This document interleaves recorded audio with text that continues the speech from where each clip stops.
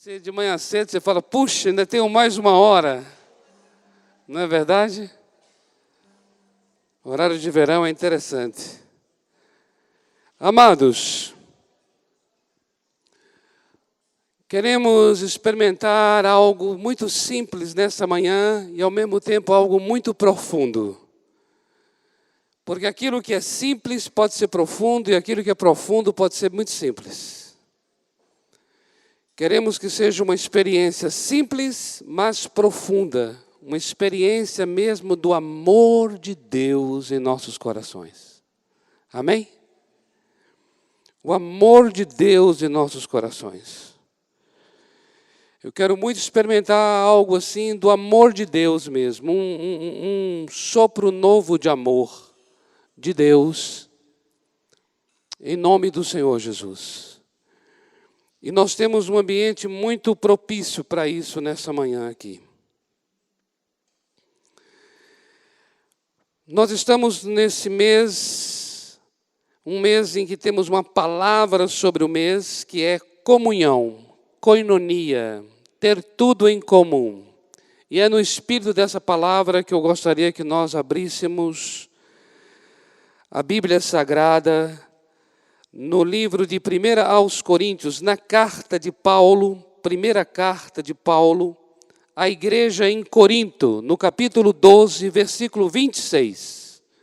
1 aos Coríntios, capítulo 12, versículo 26, onde o apóstolo vai falar sobre o corpo de Cristo, nesse capítulo 12.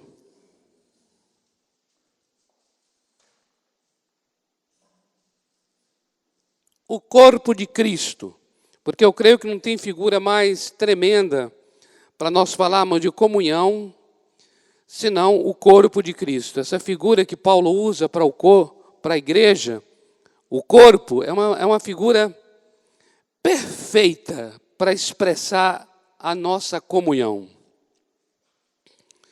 Porque você sabe, um corpo não é feito de um membro, um corpo é feito de vários membros. E outra coisa, vários membros diferentes uns dos outros. Isso é muito interessante. No entanto, apesar de sermos muitos e apesar de sermos diferentes, nós formamos uma única unidade orgânica, uma unidade viva. O corpo é uma unidade. Nesse momento agora que eu estou aqui falando, me movimentando, há uma unidade em movimento, há uma harmonia. Não é possível alguma coisa ser contra algum membro do corpo ser contra o que eu estou fazendo, porque tudo foi organizado para que um coopere com o outro. E isso é tremendo, quando se diz que a igreja é o corpo. Isso mostra que a igreja é formada também de várias pessoas, e pessoas totalmente diferentes umas das outras. Mas nada disso impede de nós formarmos uma unidade orgânica. Amém? Nós somos um só. A igreja é uma unidade viva, é um organismo vivo. E, portanto, é algo que se move de maneira orgânica, uma unidade. E o que vai ser declarado no versículo 26 é algo assim especial sobre essa unidade, sobre essa comunhão entre nós. Olha o que está escrito.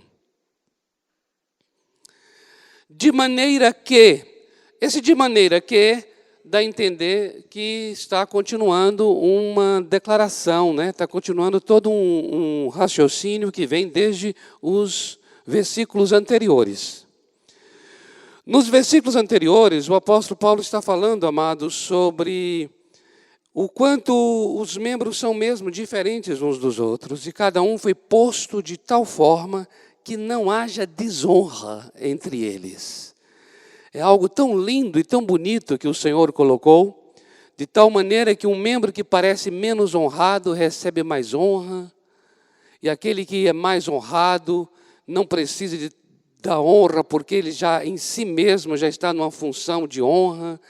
Então é algo tão lindo, distribuído ao longo de todo o corpo, E isso tudo foi feito para que haja ele chama no versículo anterior a este, para que haja um igual cuidado de uns para com os outros. Tudo foi posto em seu devido lugar, cada um tem sua importância, cada um tem sua função, cada um tem seu valor, para que haja um igual cuidado de uns para com os outros. Isso é lindo, né? De igual cuidado quer dizer assim, eu não vou tratar uma pessoa de uma maneira diferente da outra. Eu não vou ter um cuidado maior com a Dorli, diferente de um cuidado maior com a Pá. Vocês não sabem? Eu falei Pá. Você falou assim, quem é Pá? Pá é Maria Aparecida. A Pá. Mas por que eu falei Pá? Porque eu me aproximei mais dela, eu a conheci um pouco mais de perto, e por isso eu tenho essa intimidade de falar a Pá. Mas todos podem falar Pá também, ok?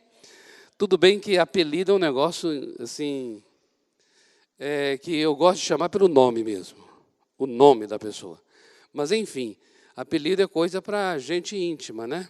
É para quem já aproximou, tornou-se mais amigo. Então, observa, elas são diferentes, mas não vou tratar. A palavra mostra que o Senhor Deus distribuiu cada um no seu devido lugar, com o seu devido valor, cada um com a sua função, para que não haja um cuidado diferente em que eu vá honrar mais a Dorli do que a Maria Aparecida. Não, haja um igual cuidado. E aí entra o versículo 26. De maneira que, olha como é que é o corpo, é algo tão vivo e tão unido um com o outro, de maneira que, se um membro sofre, todos os membros sofrem com ele. Olha que coisa linda. Essa é a igreja, amados. Essa é a igreja do Senhor Jesus. Se um padece, se um está sofrendo, todos sofrem com ele. Mas não é só isso. Se um é honrado, todos os outros se alegram com ele. Porque, na verdade, amados, não existe no corpo sofrimento isolado. Não existe no corpo alegria isolada. Quando um está sofrendo, todos sofrem com ele. Quando um está se alegrando, todos se alegram com ele. Essa é a igreja do Senhor Jesus. Nessa igreja eu creio, viu? Nessa igreja eu creio, por essa igreja eu luto, por essa igreja eu batalho. Nesta igreja eu acredito. Amados, eu estou aqui por causa desta igreja. Porque é algo tremendo que ele está dizendo ali. Ele está mostrando ali que a nossa unidade, a nossa comunhão é de tal forma que não existe mais você. Existe agora nós. E se você está triste, como posso eu estar alegre? Vou também com você, eu vou chorar. Mas você está alegre, eu com você vou me alegrar. Então você observa que há um compartilhamento, há uma participação de todos naquilo que cada um está vivenciando. De tal maneira que você não esteja vivendo só. Nem a sua tristeza e nem a sua alegria será solitária. Porque nós fomos predestinados para a unidade. Nós fomos predestinados para a comunhão. Amém? Não é maravilhoso?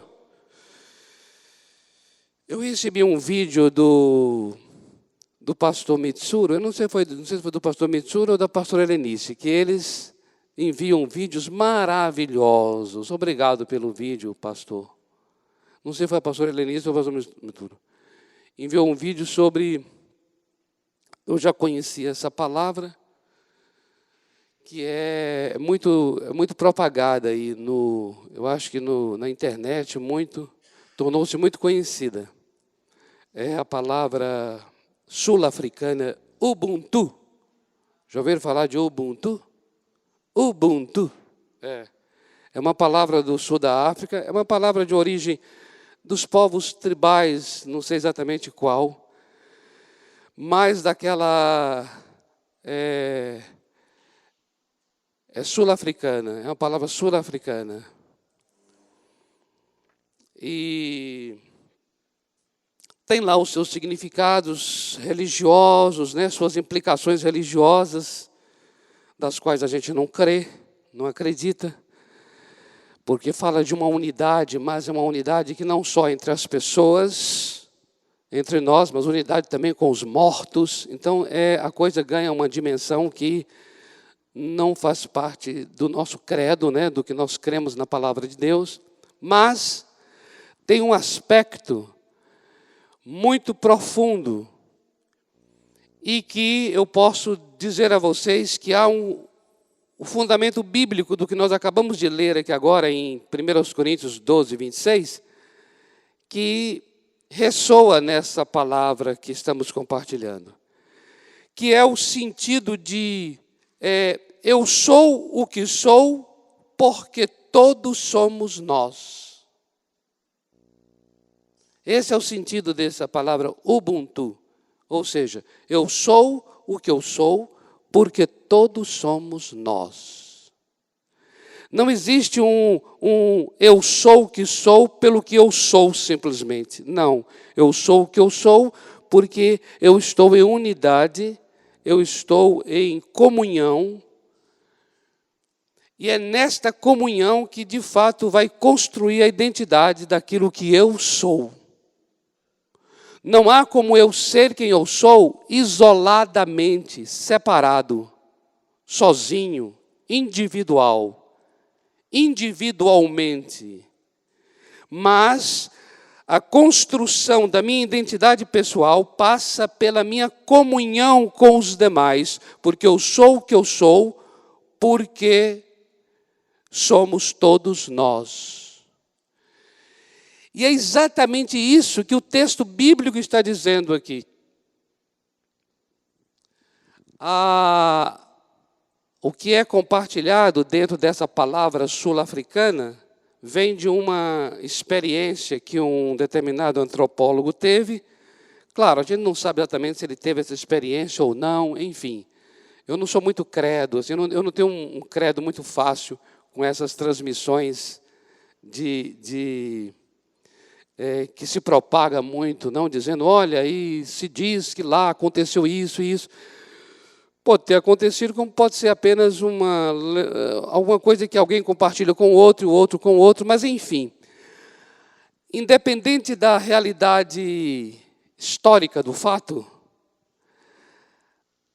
a experiência que se compartilhou, ela ilustra muito bem o sentido não só dessa palavra, mas desse texto bíblico. E a experiência é a seguinte, dizem que esse antropólogo que trabalhava nessa tribo, ele brincando lá com um grande grupo de crianças, ele fez uma experiência assim, colocou um saco, uma sacola cheia de doces debaixo de uma árvore, e aí mandou aquele grupo de crianças assim, correrem, né? Fazer aquela corrida em direção àquele presente lá, e quem chegasse primeiro, né, pegaria o presente e ganharia o prêmio, que era aquele saco de doces. Aí, quando ele, então, contou 1, 2, 3, já! Para essa criançada ir em direção àquele presente, cada um deu a mão um ao outro, as crianças, e todos correram juntos. E todos pegaram Isso é muita coisa de criança também, né? Criança é joia, né? Criança dá um nó na gente. E aí, todas pegaram de mãos dadas. No final, não foi um só que pegou o saco, mas todos pegaram aquele saco de doces e todos comeram o doce. E aí é que ele foi, então, entender que para aquela cultura não fazia sentido um ganhar. Não fazia sentido, assim, uma criança estar alegre porque tem um saco de doces, enquanto todas as demais estão tristes porque não ganharam. Não fazia sentido para eles. Para eles, a alegria de um não deveria existir por conta da tristeza dos demais. Que é muito essa coisa do perde-ganha, muito essa coisa do capitalismo, né? Essa coisa nossa, assim, de eu vou ter que vencer, e não importa quantos outros estarão, né, sendo ultrapassados, estão perdendo, não me importa, contanto que eu vença. Aí o outro também tem o mesmo pensamento, contanto que eu vença. E aí o outro também, contanto que eu vença. E não interessa quantos vão perder, mas contanto que eu vença. Então, esse espírito que a palavra de Deus em Filipenses 2, versículo 3 e 4, fala sobre esse espírito, né? É um espírito ali a palavra usada é assim: nada façais por contenda. A palavra lá quer dizer assim: nada façais por disputa. Não faça uma coisa assim como se você estivesse disputando com o outro, ou seja, você vai vencer, não interessa se o outro vai ficar triste ou perder. Então, é isso que eu quero dizer a vocês. Essa imagem das crianças correndo de mãos dadas e indo e pegando, porque o que importa não é eu ficar alegre, os demais estão tristes, mas todos nós alegres, porque a minha alegria pessoal, enquanto os outros estão tristes, não faz sentido. Porque na minha alegria pessoal e na tristeza dos outros, a minha alegria está marcada por uma tristeza. Então eu não estarei plenamente alegre enquanto os outros estão tristes. Eu estarei plenamente alegre também na alegria dos demais.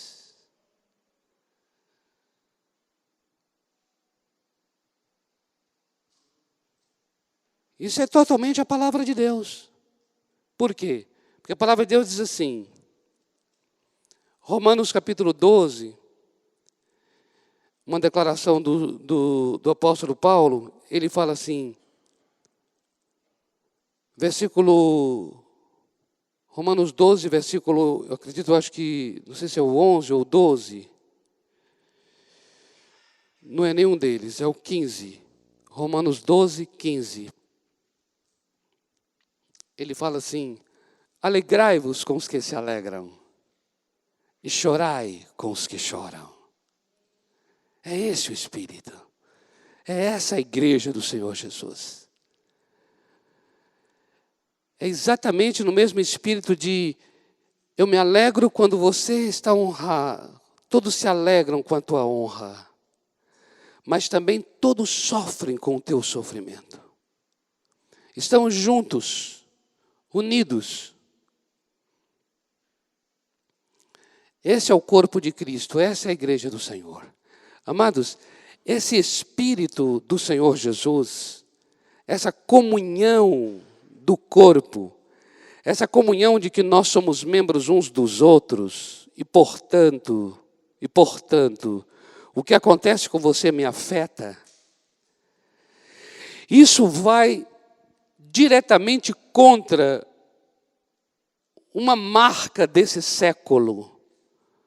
Porque, olha, amados, esse tempo nosso contemporâneo, eles têm muitas marcas complicadas, difíceis, que são contrárias ao Evangelho do Senhor. E existe uma marca em especial, que eu quero destacar agora, que é muito contrária a esse Evangelho que eu estou aqui compartilhando com os irmãos, que é a marca do individualismo. O nosso século é marcado por um individualismo, uma promoção do egoísmo muito grande, o individualismo. Eu estava ouvindo uma palestra muito interessante sobre as características desse tempo que a gente vive. E a pessoa estava falando sobre o individualismo como uma dessas características. E é interessante a maneira como ele destacou o individualismo, que eu me vi, realmente, eu falei assim, puxa, como eu estou afetado, que eu julgava que não estava, mas como eu estou afetado por esse espírito desse século. E o comportamento é o seguinte, olha só, vê se você se encontra nisso. Ontem mesmo, eu estava participando de um grupo de uns homens, nós estávamos almoçando junto com um grupo de pessoas, só tinha homens ali. E ontem já foi uma característica disso, já demonstrou isso. Quando um falava sobre o prato que ele mais gosta, a gente estava conversando sobre muitas coisas, inclusive sobre isso. Entrou nesse assunto, porque nós estávamos ali comendo, então começou a falar. Quando um falou o que ele aprecia, imediatamente o outro fala o que ele também aprecia. E ali imediatamente o outro diz o que ele gosta. Aí o outro diz o que ele gosta. É interessante como ninguém consegue terminar nem de ouvir direito o que o outro está dizendo, o que o outro gosta tanto, que ele já vai contar uma história de uma coisa que ele viveu com a questão do alimento. Ah, eu vivi um negócio de uma coisa que ele não gostava e comeu, e aquilo fez mal. Aí o outro, imediatamente, mal de cá, terminou de falar, terminou de, assim, respirar. Aí no respiro, o outro já entrou e já contou da sua história, de como também, com o alimento, não sei o quê. É interessante, e eu estava ali observando, como eu já estava atento com essa característica forte do individualismo, achei interessante a maneira como cada um ia falando, e eu tentando quebrar a coisa, mas eu tentava quebrar da seguinte maneira, falava assim, espera um pouco, espera aí, como é que foi então a sua história? Então, mas por que isso então? Por que isso? Por que você diz que não gostou? Mas você gosta então de quê? O que você mais aprecia? Eu tentando quebrar ali, porque eu sabia que o espírito era aquele. Mas é porque eu estava também atento às coisas, né? Você chega num lugar e fala assim, estou muito cansado. O que você vai ouvir? Você vai ouvir o outro dizer também que ele está muito cansado. Aí o outro vai dizer por que ele está cansado. E aí ele vai dizer, hoje o dia foi assim, assim, assim, assim. Terminou de falar, o outro fala, o meu foi assim, assim, assim, assim.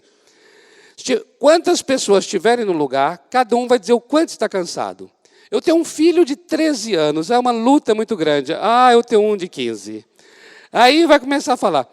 Cada um, parece uma briga, não é uma briga, mas parece uma disputa de quem está mais cansado. Ou quem tem o filho que dá mais problema. Ou quem tem a dor que é maior, né? Eu estou com um problema de saúde muito sério aqui nessa... meu dói aqui a minha coluna. Aí o outro fala assim, você não sabe, o meu dá uma dor no meu estômago, um negócio. Eu tenho uma luta com uma dor nos ossos aqui. Minha enxaqueca que não para. Gente, é incrível. Ninguém ali para dizer assim... Espera um pouco, você já pensou em fazer isso? Parece que todo mundo fica agoniado para cada um contar a sua doença. Cada um está querendo contar a sua dor. E aí, calma. O que você já fez? Isso te incomoda? Meu casamento, minha família, há uma luta na minha casa. A minha casa... Eu tenho um marido lá assim, queria que vocês, né, vocês orassem por mim, pelo meu marido, que não sei o quê. Ah, eu tenho uma esposa. E aí vamos ver parece que é assim, parece que é quem tem a casa mais problemática.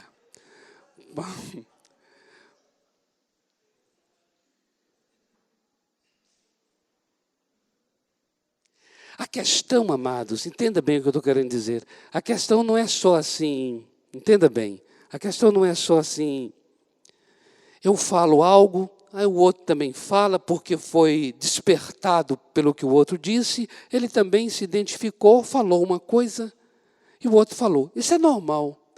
Mas o que eu acho que está realmente, demonstra o quanto estamos tão voltados só para nós mesmos, tão individualistas, é porque no meio dessas falas, tem pessoas que estão falando de dores que ela está sentindo.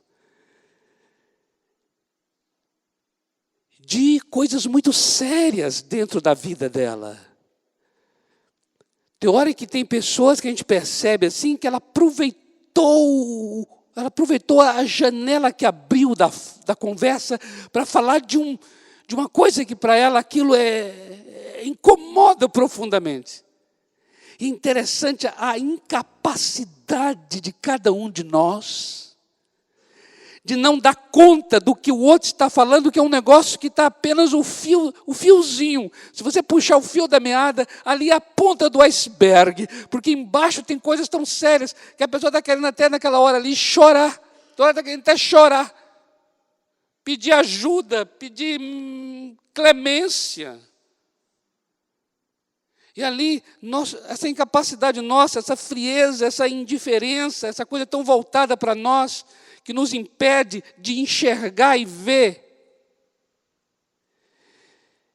E na hora fala assim, espera um pouco, mas por que isso lhe incomoda tanto? Parece que você chamou a atenção, parece que você viu a pessoa. Quando você para ali, quando você para de falar do quanto o seu drama é maior, e você ouve mesmo, né? Como diz Tiago, seja pronto para ouvir e tardio para falar. Quando você ouve e fala assim, mas por que isso tanto te incomoda? O que você está sentindo agora? Uau! É como se você tivesse parado o mundo e falou assim, para o mundo. Porque fulano é a coisa mais importante agora e nós vamos ouvir.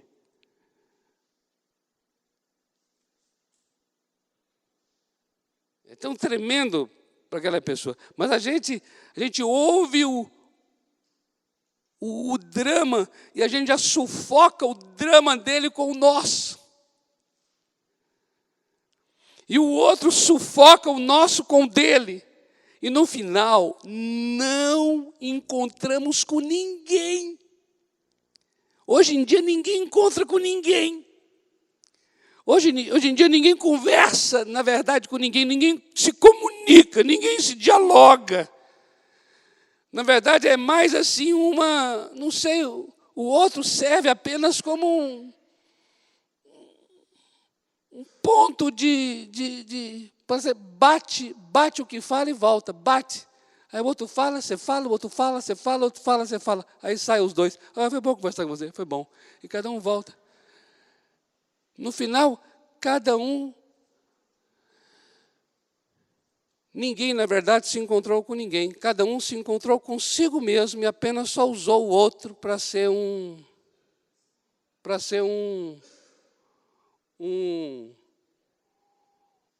alguém que apenas escutou o que você e eu queríamos falar, só isso. Porque, na verdade, estávamos mais interessados em dizer o que a gente estava querendo dizer. Mas não estamos interessados, na verdade, na vida do outro, em conhecê-lo. Por isso é que essa palavra aqui vai contra o espírito desse século. Totalmente contra. A gente tem que dar uma bordoada, a gente pegar essa palavra como um martelo. Que essa palavra seja como um martelo, para a gente pegar-se bem forte, uma espada, porque a palavra de Deus é espada mesmo, para a gente cortar e derrubar, e cortar esse comportamento, e destruir martelar essa indiferença, essa incapacidade, essa insensibilidade, esse espírito individualista, quebrar mesmo. Por quê? Porque eu sou o que eu sou, porque todos somos nós. Por isso pesa muito quem é você e como você está, viu? Pesa muito. Pesa muito para a minha vida pessoal, quem é você e como está você. Por isso eu gostaria que a gente tivesse uma experiência do amor de Deus nessa manhã. Amém? Do amor de Deus. Vamos ter agora uma experiência do amor de Deus. Qual é uma experiência boa do amor de Deus? É assim. Olha para as pessoas que estão aí na sua mesa e assim. Você conhece essa pessoa? Pelo menos assim, conhece um pouco? Conhece um pouco? Então, olha só. Se você conhece um pouco, não é aí a tua mesa. Sabe por quê? Porque seria muito bom que você agora movimentasse e fosse para uma mesa, o máximo que você puder, o máximo que puder agora, nessa manhã, estar com alguém que você não sabe nem o nome. Nem o nome. Para você sair daqui hoje, não só sabendo o nome, mas sabendo um pouco da história dessa vida. E mais, eu gostaria muito, sabe o quê, amados? Que você levasse graça de Deus para a pessoa. Leva a graça. A graça quer dizer, leva uma ministração. Eu gostaria que Romanos 12:15, que está aqui na tela, a gente pudesse, de alguma maneira, ainda que seja de uma forma muito simples, mas profunda, a gente pudesse experimentar esse Romanos 12:15. Quero me alegrar com a alegria de alguém aqui, mas eu quero também chorar com alguém que esteja talvez chorando. Eu quero conhecer melhor você. Eu quero conhecer um pouco, porque aqui não dá para conhecer, né? Conhecimento mais profundo, mas conhecer um pouco. Nós temos um tempo maior aí, olha. Temos um tempo maior, onde nós podemos experimentar isso aqui agora. Amém? Vamos...